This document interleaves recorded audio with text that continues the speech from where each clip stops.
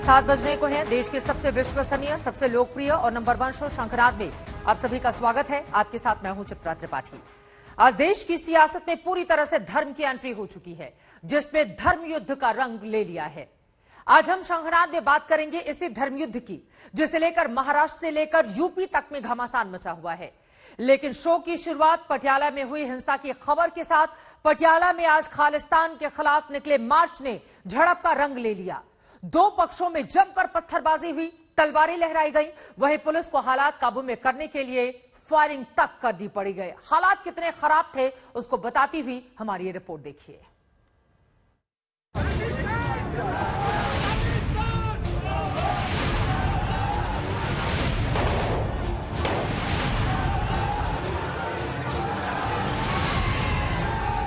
उग्र भीड़ के बीच हवाई फायरिंग करते पुलिसकर्मी। भीड़ शोर मचा रही है और पुलिस वाले ताबड़तोड़ हवाई फायरिंग कर रहे हैं। आसमान में तलवारें लहरा रही हैं। दो पक्षों में झड़प होती है, पत्थर चलते हैं, घरों से पत्थर फेंके जाते हैं। तस्वीरें पंजाब के पटियाला की हैं, जहां की सड़कों पर हंगामा बरपा है। वाहेगुरु जी का खालसा, वाहेगुरु जी की फतेह। खालिस्तानी आतंकी गुरपतवंत सिंह पन्नू ने 29 अप्रैल को पंजाब की सभी सरकारी बिल्डिंगों पर खालिस्तान का झंडा फहराने की घोषणा की थी। इतना ही नहीं, झंडा फहराकर वीडियो भेजने वालों को $1 लाख तक का इनाम देने का भी ऐलान किया था, जिसे लेकर आज कुछ संगठन और शिवसेना ने खालिस्तान के खिलाफ मार्च का ऐलान किया और सड़कों पर खालिस्तान के खिलाफ नारेबाजी करते हुए निकले।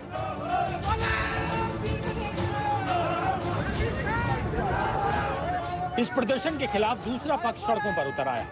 देखते ही देखते दो गुटों की झड़प ने पटियाला की सड़कों को जंग का मैदान बना दिया। उन्होंने पथराव किया, किरा नहीं किया सर। वो जो खड़े हैं जी सामने, वो हाले भी खड़े हैं, देखो इलाके में जी की इलाके में तलवार मारी, उन्होंने सामने सारा पथराव हो रहा है। किन्ने के जने पत्थर चलने लगे, तलवारें लहराने लगी, चारों तरफ हंगामा मच गया। जो बंदे पहुंच गए जी, उस तो बाद पुलिस जो साडे बंदे ने नारेबाजी की, फिर उत्थों भज्जे ने कहंदा जी उन्हें बाहर उत्थे पीर दी समाज कोले बाहर मोड़ ते गड्डियां भी रोकने की कोशिश की है। ਜਿਹੜੇ ਲੋਕ ਅੱਗੇ ਆ ਰਹੇ ਉਹਨਾਂ ਨੂੰ ਰੋਕਿਆ ਵੀ ਜਾ ਰਿਹਾ। ਸ਼ੇਰ ਕਦੀ ਲੋਕ ਕੇ ਨਹੀਂ ਵੜਦਾ। ਸ਼ੇਰ ਅਸੀਂ ਆ, ਸ਼ੇਰ ਦੇ ਪੁੱਤਰ ਅਸੀਂ, ਗੁਰੂ ਗੋਬਿੰਦ ਸਿੰਘ ਪਾਤਸ਼ਾਹ ਦੇ ਅੰਦਰ ਵੜੇ ਘਰ ਚ ਦਾਮਾ ਦਾ ਪਾਉਣਾ। हंगामा बरपा तो पंजाब पुलिस एक्शन में आई। हालात पर काबू पाने के लिए पुलिस को हवाई फायरिंग करनी पड़ी। इस झड़प में कई लोग घायल हुए, जिसमें पुलिसकर्मी भी शामिल हैं। सारी कम्युनिटी पंजाब के कहे जा सूबा जिथे हर धर्म का हर वर्ग का जिहड़ा हैगा वो बड़े प्यार नाल रहंदा ते पूरे कुछ सरपरस्ती वाली ते कोई धार्मिक जिहड़ी हैगी है कट्टरपंथी वाली कोई गल नहीं है। किसी ने इन्हां नूं गलत हैगे मैसेज दे के कि दूसरी जथेबंदी है जिहड़ी कोई किते इकट्ठे होकर बच्चे जे उन्होंने अपना मार्च कढिया है उस गलत इन्फॉर्मेशन नाले भज्जे समझाया, पर बाद जाके देखिया इन्हां ने देखिया। उधर पंजाब के मुख्यमंत्री भगवंत मान ने अधिकारियों से बात की और शांति बनाए रखने की अपील की। पटियाला में झड़प की घटना बेहद दुर्भाग्यपूर्ण है। मैंने डीजीपी से बात की, इलाके में शांति बहाल कर दी गई है। हम स्थिति की बारीकी से नजर रखे हुए हैं और किसी को भी राज्य में अशांति पैदा नहीं करने देंगे। पंजाब की शांति और सद्भाव सबसे जरूरी है। हंगामे के बाद विपक्ष ने पंजाब सरकार को कटघरे में खड़ा किया। उनका कहना है कि पहले से जानकारी होने के बावजूद सरकार की ओर से कोई तैयारी नहीं की गई। बकायदा 3 दिन से ये इशू बना हुआ था और बार बार लोग पुलिस को कह रहे थे, पुलिस द्वारा ये आश्वासन दिए गए थे प्रशासन द्वारा ऐसा कुछ नहीं होगा, लेकिन जानबूझकर इसको होने दिया गया, ऐसा माहौल क्रिएट होने दिया गया। क्योंकि ये जो आज सरकार है आम आदमी पार्टी के, ये अर्बन नक्सलाइट लोग हैं। ये लोगों को बांटकर, धर्म के नाम पर बांटकर ये राज सत्ता को हासिल करने के लिए मानी जाने वाली पार्टी है। अब ये और आगे राज सत्ता हासिल करें, देश में जाएं, इसके लिए पंजाब का नुकसान करेंगे, आपसी लोगों को लड़ाएंगे, धर्म के लोगों को भिड़ाएंगे आपस के अंदर। शिवसेना ने माना कि इस प्रदर्शन में उसके कार्यकर्ता भी शामिल थे, जिनके खिलाफ एक्शन लिया गया है। बहरहाल इलाके में हालात तनावपूर्ण बने हुए हैं, जिसे देखते हुए भारी सुरक्षा बल की तैनाती की गई है। चंडीगढ़ से सत्येंद्र चौहान के साथ ललित शर्मा, पटियाला, आज तक। इस बीच खबर है कि भगवंत मान पूरे मामले में बेहद खफा नजर आ रहे हैं। पुलिस इंटेलिजेंस ने जुलूस की जानकारी दी थी, लेकिन प्रशासन की ओर से कोई तैयारी नहीं की गई। वहीं राहुल गांधी ने भी मामले में शांति बनाए रखने की अपील की है। हालांकि झड़प में शांति के बाद एक बार फिर से पथराव का मामला सामने आ गया, जब शिवसेना नेता की गाड़ी को निशाना बनाया गया। आप मेरे पीछे देख सकते हैं कि शिवसेना का जो प्रधान है उसके शीशे पर, गाड़ी पर शीशे फेंक दिए गए। आप देख सकते हैं कि इस वक्त फिर से एक बार माहौल तनावपूर्ण यहाँ पर बनता हुआ दिख रहा है और ये गाड़ी है यहाँ से तेजी से आगे बढ़ी है। फिलहाल आपको बता दें कि जो हरीश सिंगला है उनकी गाड़ी के ऊपर पत्थर है फेंके गए हैं। फिर से एक बार माहौल तनावपूर्ण यहाँ पर बनता हुआ दिखाई दे रहा है। ये सीधी तस्वीरें इस वक्त आप आज तक पर एक्सक्लूसिव देख रहे हैं कि आप देख सकते हैं कि इस वक्त हम काली माता मंदिर के सामने खड़े हैं। फिर से माहौल तनावपूर्ण बना हुआ है और इस गाड़ी में सुभाष शर्मा जो बीजेपी की जनरल सेक्रेटरी है, उसके साथ साथ अश्विनी शर्मा और फतेहजंग बाजवा गाड़ी में मौजूद है। और इस वक्त एक बड़ी खबर आ रही है इसी से जुड़ी हुई, सीधे उसका हम रुख करेंगे। लगातार वहां पर जिस तरह का माहौल बिगड़ता हुआ चला जा रहा था, उसके मद्देनजर बड़ा फैसला लिया गया है।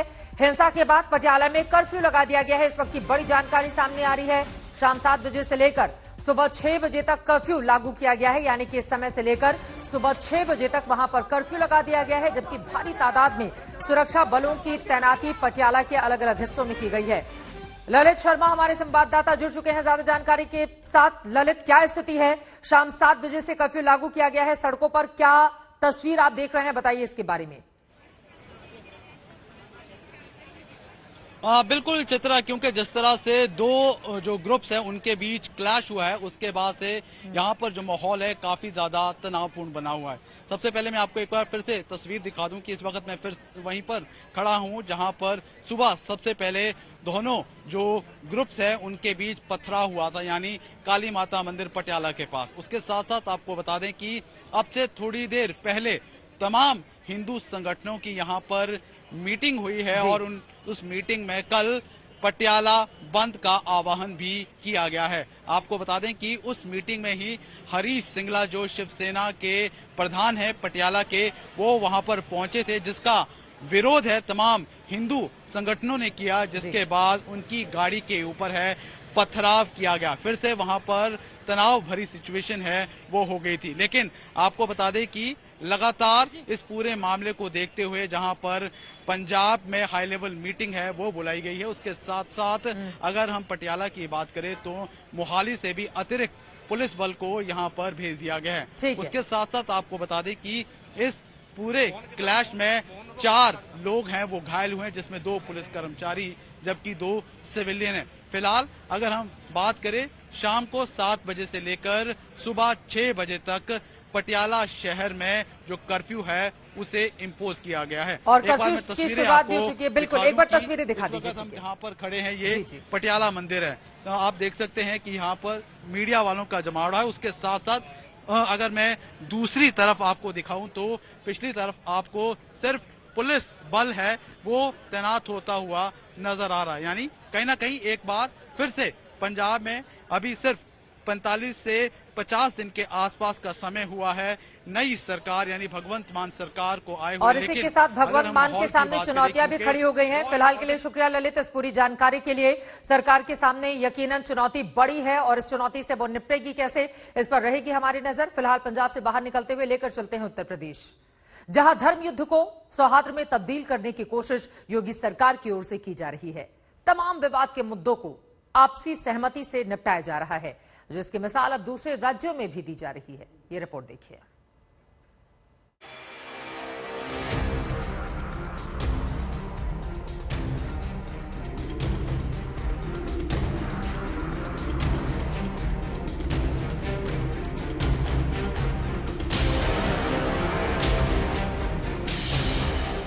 पहले लाउडस्पीकर पर एक्शन और अब सड़कों पर नमाज पर रोक।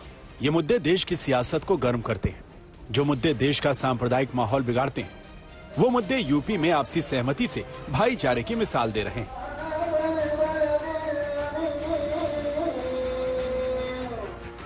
आज यूपी में रमजान की अलविदा नमाज की तस्वीरें आई। सड़कों के बजाय नमाजियों ने मस्जिद का रुख किया। ना कोई विवाद, ना कोई घमासान। अपील भी की गई थी कि लोग मस्जिदों पर सड़कों पर नमाज ना अदा करें और मस्जिद के अंदर ही नमाज अदा करें, और एक मस्जिद जब फुल हो जाए तो दूसरी मस्जिद में चले जाएं। तो लोगों ने उस पर अमल किया है। तो बहुत ज़्यादा लाउडस्पीकर की ज़रूरत भी नहीं थी। लिहाजा हम नहीं समझते हैं कि किसी को इसमें किसी दिक्कत या परेशानी का सामना करना पड़ा है। योगी सरकार की ओर से प्रशासन को साफ साफ आदेश दिया गया था कि सड़कों बाजारों पर नमाज नहीं होगी। प्रशासन ने स्थानीय धर्मगुरुओं से बात की, जिन्होंने सरकार के फैसले का स्वागत किया और नमाजी मस्जिदों में अलविदा नमाज अता करने पहुंचे। तो इसमें शासन की तरफ से जो भी आदेश दिए गए हैं कि रोड पे या कहीं भी कोई ऐसी जगह जिसमें दूसरों को भी किसी को तकलीफ हो, रास्ते में गुजरने वालों को भी तकलीफ हो, तो ऐसी जगह नमाज नहीं अदा करना चाहिए। कोशिश करनी चाहिए कि अपनी मस्जिद में और अपने रास्ते को छोड़ करके नमाज को अदा किया जाए। यूपी के अलग अलग शहरों में तस्वीरें सामने आई जहां लोगों ने मस्जिद में जाकर नमाज पढ़ी। कानपुर से लेकर गोरखपुर तक, मेरठ से मुजफ्फरनगर तक शांतिपूर्ण तरीके से अलविदा नमाज अता की गई। जो सड़कें और बाजार नमाज की वजह से जाम में तब्दील हो जाते थे, वहां कई सालों की परंपरा टूटी। उत्तर प्रदेश में अलविदा की नमाज के लिए 31,151 स्थानों को पुलिस ने चिन्हित किया। यहाँ 46 कंपनी पीएससी के साथ साथ 7 सीआरपीएफ बटालियन लगाई गई थी। पुलिस ने 2,705 स्थानों को संवेदनशील माना है, जहां भारी सुरक्षा बल की तैनाती की गई, तो वहीं ड्रोन से भी निगरानी की गई। यहाँ पे 2 शिफ्ट में यहाँ पे नमाज हो रही है और क्लियर कट जो भी शासन की गाइडलाइंस थी कि रोड पे नमाज नहीं होगा, सभी ने इसका स्वागत भी किया है और सभी धर्मगुरुओं ने हमें रिटर्न में भी दिया था कि जो भी नमाज होगी वो मस्जिद के अंदर होगी। और आप देख सकते हैं कि अभी जामा मस्जिद में पहली जो शिफ्ट थी इनकी ख़त्म हुई है, दूसरी शिफ्ट अभी इनकी शुरू होने जा रही है। तो इस तरह अलग अलग मस्जिदों में अलग अलग शिफ्ट में नमाज हो रहा और मस्जिद के अंदर हो रहा है। उत्तर प्रदेश में 19,949 मस्जिदों में अलविदा की नमाज पढ़ी गई। इसके लिए 29,806 धर्मगुरुओं से बातचीत की गई।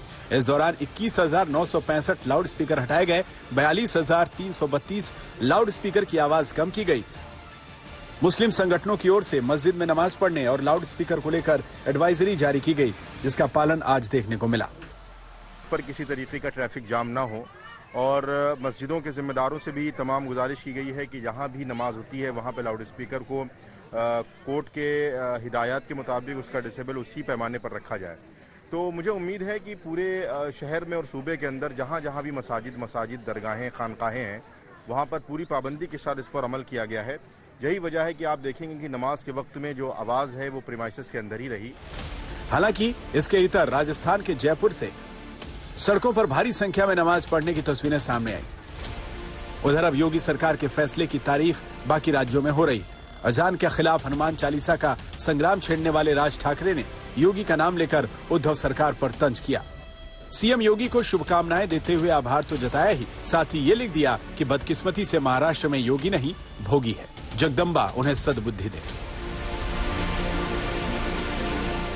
राज ठाकरे के ट्वीट की सुलगती चिंगारी में महाराष्ट्र के पूर्व मुख्यमंत्री देवेंद्र फडणवीस की पत्नी अमृता फडणवीस ने और घी डाल दिया। ए भोगी, कुछ तो सीख हमारे योगी से। बहरहाल लाउड स्पीकर की सियासत ने महाराष्ट्र से यूपी में एंट्री मारी। उस सियासत ने योगी सरकार के एक्शन के बाद दम तोड़ दिया। जिन सड़कों पर नमाज का मुद्दा सियासी संग्राम लेता, यूपी में वही मुद्दा अब मुद्दा नहीं रहा। आज तक ब्यूरो। योगी सरकार राज्य में सांप्रदायिक सौहार्द को लेकर सख्त नजर आ रही है। ऐसे में असामाजिक तत्वों पर नजर रखी जा रही है ताकि यूपी में त्योहार में माहौल ना बिगड़े। इस बीच अयोध्या से साजिश की तस्वीरें सामने आई, लेकिन यूपी पुलिस ने साजिश को नाकाम कर दिया।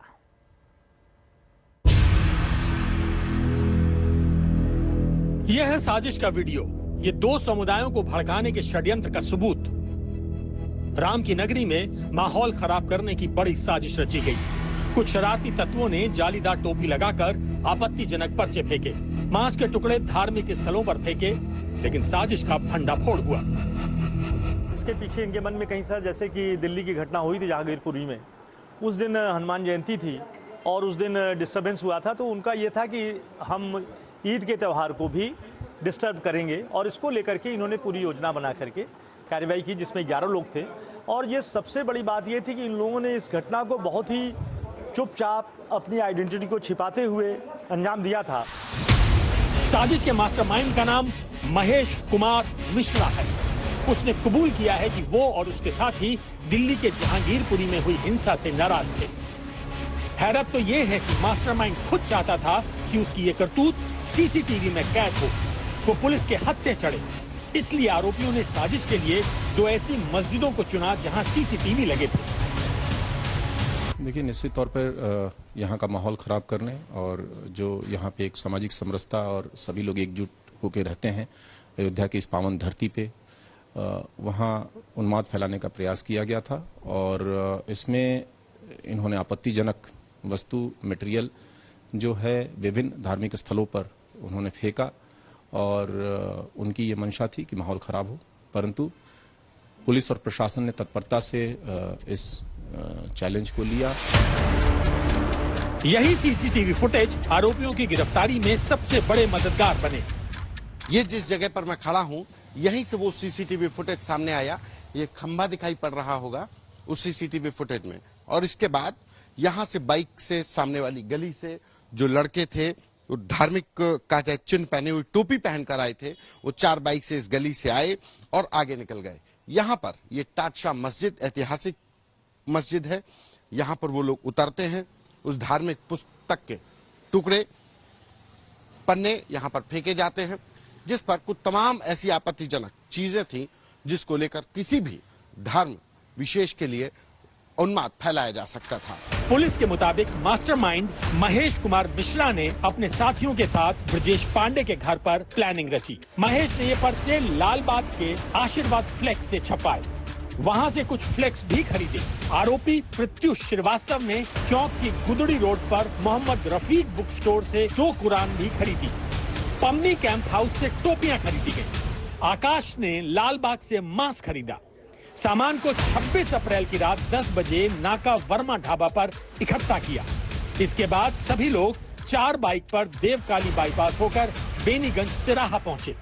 वहां रिस्पांस व्हीकल की गाड़ी होने से वारदात नहीं कर सके। फिर कश्मीरी मोहल्ला मस्जिद में जाकर कुरान शरीफ और मांस फेंका गया। इसके बाद राजकरण स्कूल के सामने से टाटशाह मस्जिद पर उन्होंने आपत्तिजनक पर्चे और मांस फेंक दिया। घटना के बाद टाटशाह मस्जिद की सुरक्षा बढ़ा दी गई है। पुलिस और पीएसी जवानों की तैनाती की गई है। अयोध्या में धार्मिक उन्माद फैलाने की एक ऐसी साजिश रची गई कि अगर वो साजिश कामयाब हो जाती तो शायद अयोध्या में ऐसे दंगे होते जो ईद की मिठास में जहर घोल सकते थे। कुछ लोगों ने धार्मिक स्थलों पर ऐसी आपत्तिजनक चीजें और धार्मिक पुस्तकों के पन्ने फाड़कर फेंके, जिससे किसी दूसरे धर्म संप्रदाय के लोगों की भावनाएं आहत हो रही थी। पुलिस अब भी इस केस के कुछ आरोपियों की तलाश में जुटी है, ताकि जल्द उन्हें भी कानून के शिकंजे में लाया जाए, पूरी साजिश से पर्दा हटाया जाए। अयोध्या से संतोष कुमार, आज तक। एक और योगी सरकार यूपी में सांप्रदायिक विवाद खत्म करने की कोशिशों में लगी हुई है, तो वहीं दूसरी तरफ कई जगहों पर धर्म से जुड़े मुद्दे गर्म होते जा रहे हैं। हम बात कर रहे हैं आगरा की, जहां रेलवे स्टेशन पर बने मंदिर, मस्जिद और मजार पर घमासान मचा हुआ है। रेलवे प्रशासन ने पहले मस्जिद दरगाह को नोटिस थमाया और मंदिर भी नोटिस के घेरे में आया, तो विश्व हिंदू परिषद इसके विरोध में उतर आया। आगरा का राजा मंडी रेलवे स्टेशन, इस स्टेशन के एक प्लेटफॉर्म पर मंदिर बना है जिसका नाम है चामुंडा देवी मंदिर। दावा है कि यह मंदिर स्टेशन से पुराना है, लेकिन स्टेशन प्रबंधन का कहना है कि मंदिर ने स्टेशन के प्लेटफॉर्म की जगह घेर रखी है, जो यात्रियों की जान के लिए खतरा है। लिहाजा इस मंदिर को यहां से हटाया जाए, वरना स्टेशन बंद कर दिया जाए। रेलवे की तरफ से DRM ने मंदिर को नोटिस देकर 10 दिन में मंदिर हटाने की चेतावनी दी थी, लेकिन मंदिर के महंत इससे सहमत नहीं है। तक बात है तो लगभग 250 साल पुराना ये मंदिर है, और ये ना तो यहाँ स्टेशन था ना ही प्लेटफॉर्म था। ये जो है यहाँ से लगभग 1-1.5 किलोमीटर दूर स्टेशन हुआ करता था। उसके बाद जो है जब आज देश आज़ाद हुआ उसके बाद इधर स्टेशन इधर आया। दावा है कि रेलवे प्रबंधन ने ये कहा कि या तो प्लेटफॉर्म में मंदिर रहेगा या फिर राजामंडी स्टेशन। इसे धमकी मानते हुए आगरा के हिंदूवादी संगठन महंत के साथ मंदिर के समर्थन में खड़े हो गए हैं कि डीआरएम इस समय गलत माथापच्ची कर रहे हैं, गलत मानसिकता से, और सरकार को भाजपा की बदनाम करने के लिए नोटिस जारी किया है।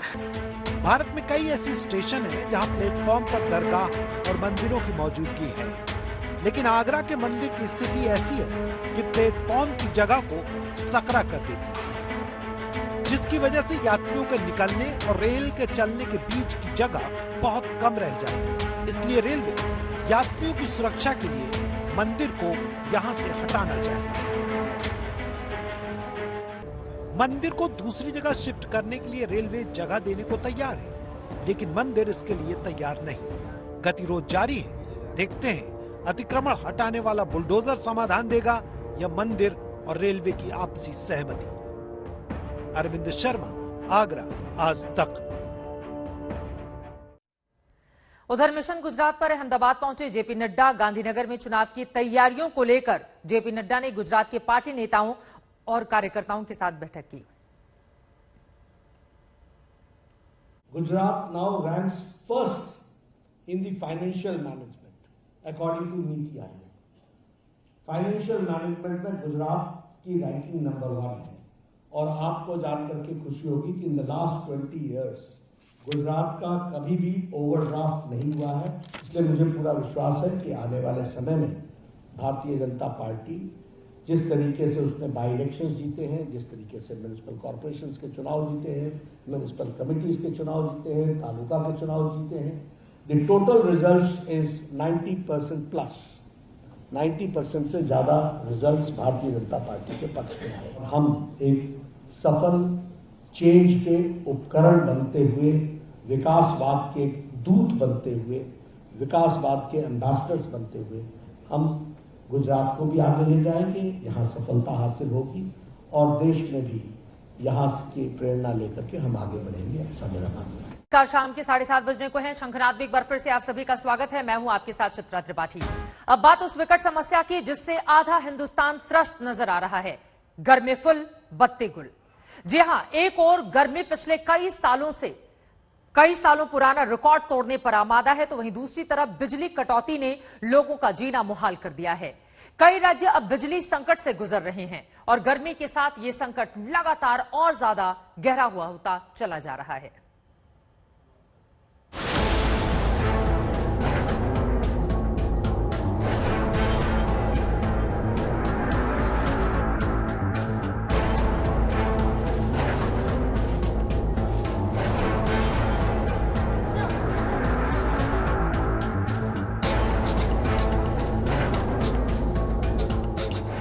जब देश के कई राज्यों में पारा 44 के पार पहुंच चुका है,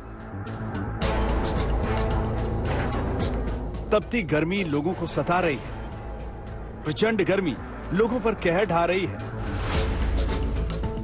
तो उस दौर में बिजली कटौती आम आदमी की जिंदगी की मुश्किलें बढ़ा रही है।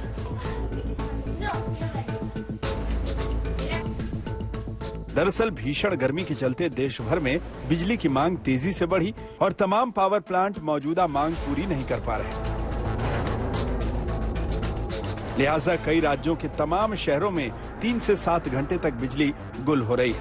मौसम के कड़े तेवर के बीच लोगों की आफत बढ़ गई है। हमें पता ही नहीं होता कब चली जाती है। रात भर तो वो परेशान, दिन को तो वो परेशान। अब बिजली सस्ती होने का हमें क्या फायदा। परसों रात भी लाइट चली गई थी, कल पूरे दिन लाइट नहीं थी और रात को भी लाइट गई है। कल 8-8, 10-10 घंटे जो है अपना लाइट नहीं आ रही, इन्वर्टर फेल हो रहे लोगों पे, बच्चों के बोर्ड के पेपर चल रहे हैं, इतनी परेशानी है। हम लोग जो है सीनियर सिटीजन जो 70-80 के करीब पहुंच गए हैं, उनकी क्या हालत हो गई।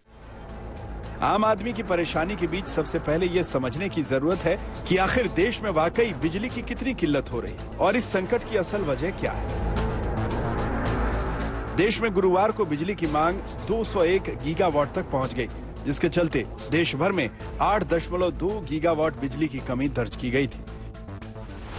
बिजली की यही कमी शहर शहर में कटौती के रूप में सामने आ रही है। गर्मी के मौसम में पावर संकट बढ़ रहा है। जिन राज्यों में सबसे ज्यादा बिजली की कमी है उसमें झारखंड सबसे आगे है।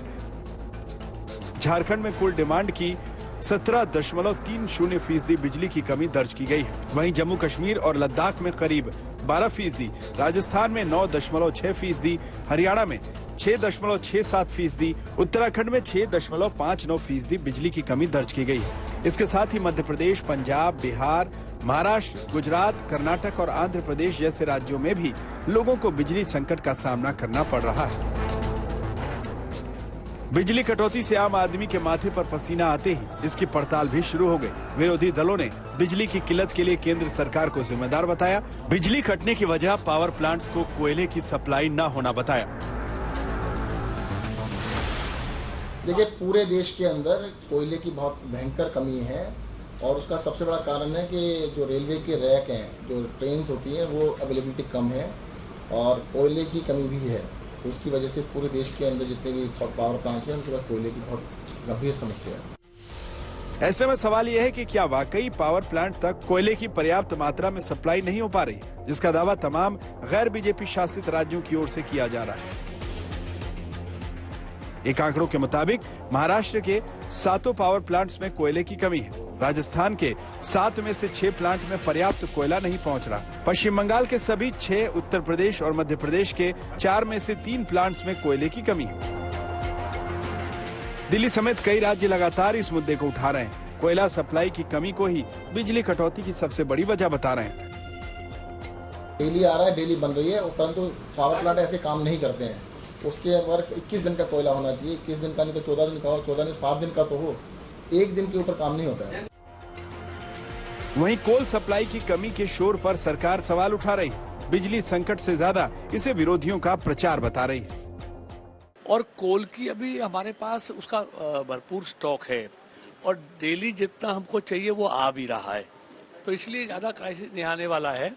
और ये ज्यादा मैं समझता हूँ उसको ज्यादा तरह से उसको प्रचार ज्यादा होगा। पावर संकट का सवाल उठने के साथ ही केंद्रीय कोयला मंत्री प्रहलाद जोशी ने भी इस पर जवाब दिया था। 26 अप्रैल को थर्मल पावर प्लांट में 21 मिलियन टन का स्टॉक होने की बात कही थी। हालांकि केंद्र के दावों के साथ साथ जमीनी हकीकत यही है कि कई राज्यों में बिजली कटौती लगातार बढ़ती जा रही है, जो गर्मी के मौसम में आम लोगों पर जबरदस्त सितम ढा रही है। दिल्ली से जितेंद्र बहादुर सिंह के साथ आज तक ब्यूरो। तो एक ओर बिजली कटौती से जनता बेहाल है, तो वहीं दूसरी ओर बिजली को लेकर सियासत भी जमकर हो रही है। बिजली पर वोट बैंक की सियासत शुरू हो चुकी है। सरकारों पर आरोप लग रहा है कि वो विरोधियों के वोट बैंक वाले इलाकों को निशाना बनाकर बिजली काट रही हैं।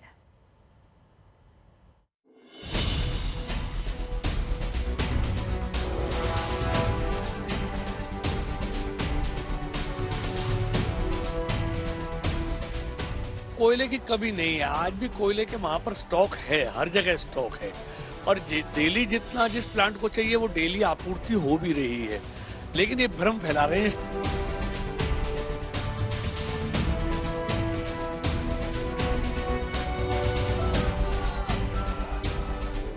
भले ही मंत्री जी कोयले के पर्याप्त स्टॉक की बात दोहराते रहे, पावर प्लांट्स में जरूरत के हिसाब से कोयले की सप्लाई बताते रहे, लेकिन देश में बिजली संकट का असर अब साफ दिखाई दे रहा है। रेलवे के मुसाफिरों पर भी इसका असर पड़ रहा है। ये तस्वीरें यूपी के मुरादाबाद रेलवे स्टेशन की हैं, जहां से गुजरने वाली 8 पैसेंजर ट्रेनों को कोयला सप्लाई के लिए रद्द कर दिया गया। डिवीजन ने कुछ ट्रेनें, 4 जोड़ी ट्रेनों को सलाह दी थी।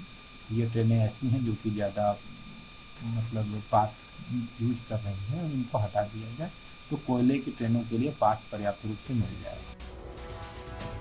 दरअसल बिजली आपूर्ति बनाए रखने में मदद के लिए केंद्र सरकार ने 657 पैसेंजर ट्रेनों को रद्द करने का फैसला किया है, ताकि थर्मल पावर स्टेशनों पर कोयला सप्लाई के लिए जा रही मालगाड़ियों को रूट दिया जा सके और पावर प्लांट्स तक जल्द से जल्द कोयला पहुंचाया जा सके। दिल्ली के ऊर्जा मंत्री सत्येंद्र जैन ने भी इस मुद्दे को उठाया था। कोयला सप्लाई को लेकर केंद्र सरकार पर आरोप लगाया था। पूरे देश के अंदर कोयले की बहुत भयंकर कमी है और उसका सबसे बड़ा कारण है कि जो रेलवे के रैक हैं, जो ट्रेन्स होती हैं, वो अवेलेबिलिटी कम है और कोयले की कमी भी है। तो उसकी वजह से पूरे देश के अंदर जितने भी पावर प्लांट्स हैं उनके पास कोयले की बहुत गंभीर समस्या है। बिजली कटौती से उपजा संकट सिर्फ गर्मी से जूझ रहे लोगों और यात्रियों के सामने ही नहीं, तमाम शहरों में कारोबार पर बिजली कटौती का सीधा असर पड़ रहा है। पावर कट लोगों के कामकाज को प्रभावित कर रहा है। ज्यादा परेशानी सर, हम व्यापारी वर्ग को तो दिन भर कठिन परिश्रम करते हैं, रात में आराम से सो भी नहीं पाते हैं बिजली की वजह से। इतनी दिक्कत है कि रात में सो नहीं पाते हैं ठीक से। बच्चे लोग तो मैंने परेशान रहते हैं और उनको पंखा से झलना पड़ता है। रात में भी करीब 12:30 से 1 तक बिजली नहीं थी, फिर 3:30 बजे के बाद बिजली। यूपी की राजधानी लखनऊ में रमजान के महीने में बिजली कटौती को लोग गर्मी के मौसम में दोहरी मुसीबत की तरह बता रहे हैं। आती भी है और गायब भी हो जाती है। अच्छा। हाँ, वो तो सब पूरी तरीके से पूरे मोहल्ले के इलाके की चली जाती है। हाँ, रात में क्या करते हैं? गुजारते हैं, इसमें क्या करते हैं? जो लाइट पैड है उसी से अफ्तारी कर लेते हैं, क्या समझे। जैसे अंधेरा हो गया है, शहरी के टाइम तो अंधेरा रहता ही है, उस टाइम मोबाइल की लाइट जला लेते हैं, उसी से शहरी कर लेते हैं। लोग परेशान हैं और गैर बीजेपी शासित राज्य इस परेशानी के लिए केंद्र सरकार पर सवाल उठा रहे हैं। वहीं बीजेपी शासित राज्य बिजली संकट की अलग अलग वजहें गिना रहे हैं और इस चुनौती से जल्द समाधान का भरोसा जता रहे हैं। मुख्य रूप से गर्मी के दिनों में बिजली की मांग बढ़ने के कारण जो हमारे समक्ष जो चुनौतियां हैं, उन चुनौतियों को कैसे हम पूर्ण करें, कैसे हम उस पर खरे उतरें। और कुछ अन्य कारण भी उपस्थित हुए हैं। कुछ प्राकृतिक कारणों की वजह से, जैसे कहीं हमारे हरदुआगंज में आंधी के चलते हमारी कुछ क्षमता प्रभावित हुई। लेकिन इस भरोसे के बावजूद तपती गर्मी के बीच बिजली कटौती लोगों का पारा चढ़ा रही है। लगातार कट रही बिजली लोगों का गुस्सा बढ़ा रही है। अमृतसर में बिजली कटौती से परेशान किसानों का गुस्सा फूट पड़ा। किसानों ने मंत्री हरभजन सिंह के घर के बाहर प्रदर्शन किया। जल्द बिजली आपूर्ति सही करने की मांग की। वहीं बिजली कटौती पर हंगामे और आरोपों के बीच सियासत शुरू हो गई है। राजस्थान के बीकानेर में बीजेपी कार्यकर्ताओं ने बिजली कटौती का विरोध किया। प्रदेश में बिजली संकट के बहाने गहलोत सरकार को घेर लिया। उमर अब्दुल्ला ने भी बिजली संकट पर सियासी राग छेड़ा था। बिजली कटौती को रमजान और रोजा इफ्तार से जोड़ा था। अखिलेश यादव ने भी संकट काल में इस सियासत को आगे बढ़ाया। यूपी में बिजली कटौती झेल रहे इलाकों को समाजवादी पार्टी का बताया। उत्तर प्रदेश में जिस तरीके से बिजली की कटौती है और खासकर उन इलाकों में जहां पर समाजवादी पार्टी का वोटर रहता है, वहां पर बड़े पैमाने पर बिजली काटी गई है और आज भी बिजली नहीं मिल रही है। बिजली के साथ साथ सरकार ये कह रही है कि इनके टारगेट है कि 100 लोगों के खिलाफ कार्रवाई करिए। आप प्रतिदिन 100 लोगों की बिजली काटिए और उन पे कार्रवाई करिए। इन सब के बीच दावा है कि सरकार बिजली संकट को दूर करने के लिए अपना जोर लगा रही है।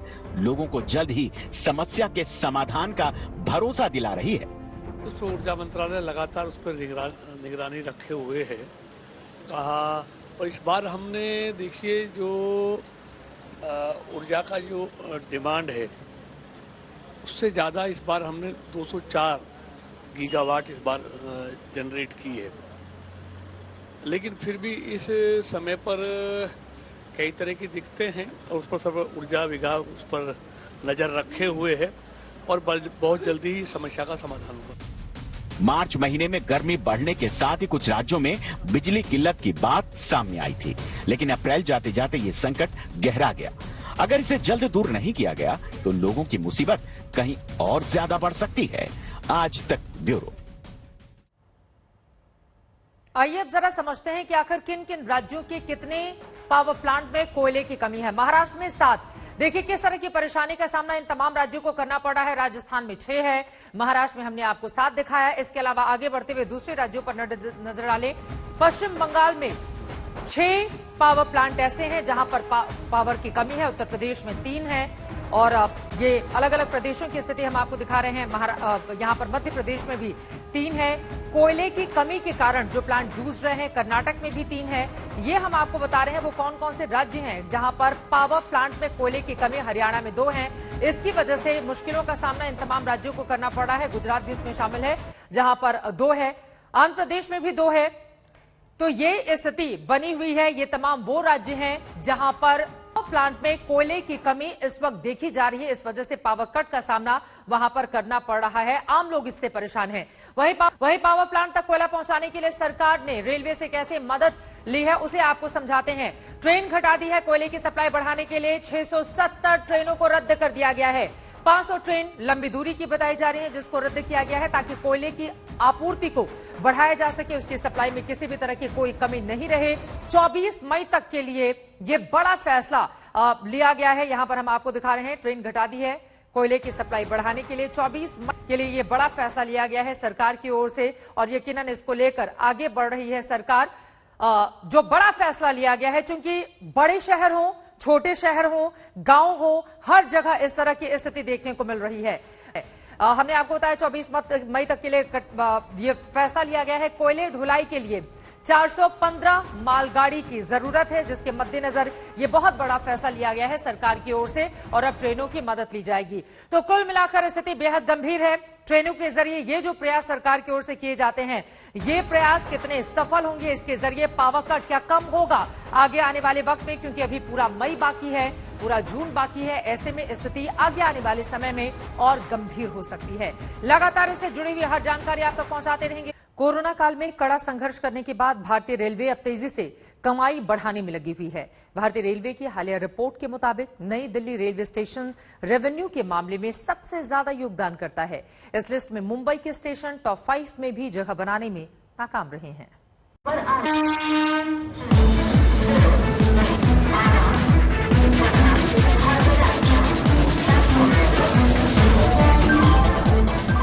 भारतीय रेलवे को कमाई के लिए किन स्टेशनों से सबसे ज्यादा रेवेन्यू मिलता है, इसका खुलासा रेलवे ने अपनी सालाना रिपोर्ट में किया है।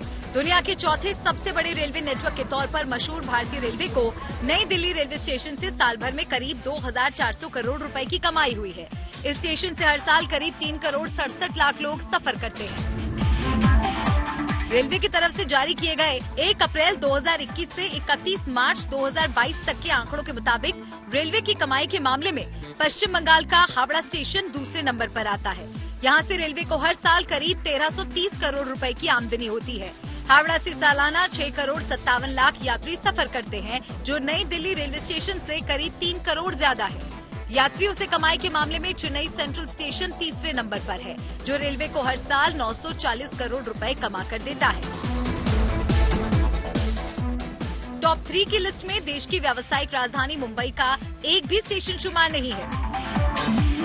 टॉप 10 में मुंबई का छत्रपति शिवाजी टर्मिनस 755 करोड़ की कमाई के साथ छठे नंबर पर है। वहीं मुंबई का ही लोकमान्य तिलक टर्मिनस 752 करोड़ की सालाना कमाई के साथ 7वें नंबर पर है। गुजरात का अहमदाबाद रेलवे स्टेशन 8वें पायदान पर है, जहां से रेलवे को करीब 705 करोड़ रुपए की कमाई होती है। जबकि रेलवे के लिए बेंगलुरु का एसबीसी स्टेशन 650 करोड़ की कमाई के साथ 9वें नंबर पर है। यात्रियों से कमाई करने वाले टॉप 10 स्टेशनों में पूना 10वें नंबर पर है और यहां से रेलवे को हर साल 640 करोड़ की आमदनी होती है।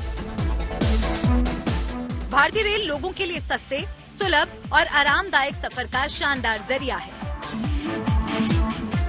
इससे रोजाना करीब 2.5 करोड़ यात्री सफर करते हैं। देश भर के 7000 स्टेशनों से रेलवे की करीब 15,000 ट्रेनें गुजरती हैं। हालांकि कोरोना काल में तमाम तरह के प्रतिबंधों की वजह से रेलवे के टाइम टेबल और कमाई में काफी रुकावटें आई थीं, लेकिन अब तेजी से भारतीय रेलवे प्री कोविड दौर की तरफ लौट रही है। इससे न केवल यात्रियों को सहूलियत होगी, बल्कि रेलवे का रेवेन्यू भी फिर से बढ़ेगा। आज तक ब्यूरो। आज तक HD, सबसे तेज, सबसे ज्यादा।